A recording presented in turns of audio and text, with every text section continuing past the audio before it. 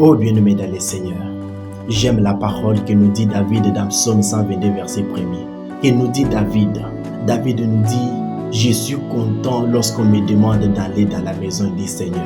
La joie de David n'était pas parce qu'il était roi.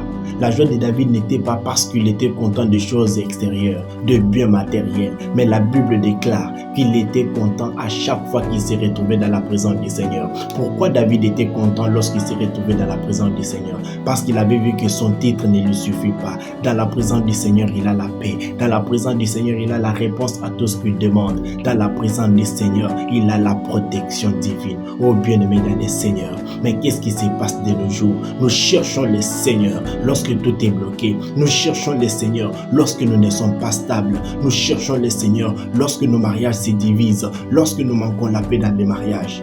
Mais lorsque Dieu te bénit, qu'est-ce que tu fais? La plupart des personnes de nos jours, la plupart des chrétiens de nos jours, lorsque Dieu te bénit, tu lui tournes le dos. Lorsque Dieu te donne ce que tu cherchais, tu lui tournes le dos, tu lui montres l'autre face. Mais ce n'est pas le cas chez David. Hormis d'être roi, David était toujours heureux. Il était toujours rempli d'une joie immense de se retrouver dans la présence du Seigneur. Et j'aimerais dire ceci à quelqu'un, même si tout ne marche pas, prie le Seigneur. Même lorsque tout est bloqué, prie le Seigneur. Même lorsque tu es sans emploi, prie le Seigneur. Même lorsque tu es instable, prie le Seigneur. Même si tu es heureux, prie le Seigneur. Même si tu as un bon boulot, prie le Seigneur. Même si tu as un bon mariage, prie le Seigneur. Tu peux être béni, tu peux avoir toute la richesse de ce monde, mais lorsque Dieu n'est pas dans tout ce que tu as, tout ce que tu peux avoir est vain. Alors je viens prier pour toi, que le Seigneur te donne la force de le chercher.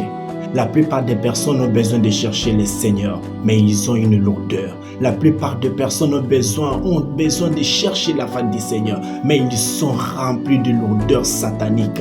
Et je viens déclarer sur toi que toute douleur satanique, toute lourdeur à chaque fois que tu veux prier le Seigneur, toute douleur qui te couvre soit nulle et sans effet. Que Dieu te donne la force de lui chercher, que Dieu te donne la force de te relever, toi qui étais déjà affaibli, que Dieu te donne la force de chercher sa face, toi qui es encore assoiffé de sa présence, toi qui es encore assoiffé de sa gloire. Lève-toi et va de l'avant. Que Dieu t'assiste, que Dieu t'exauce au nom de Jésus-Christ.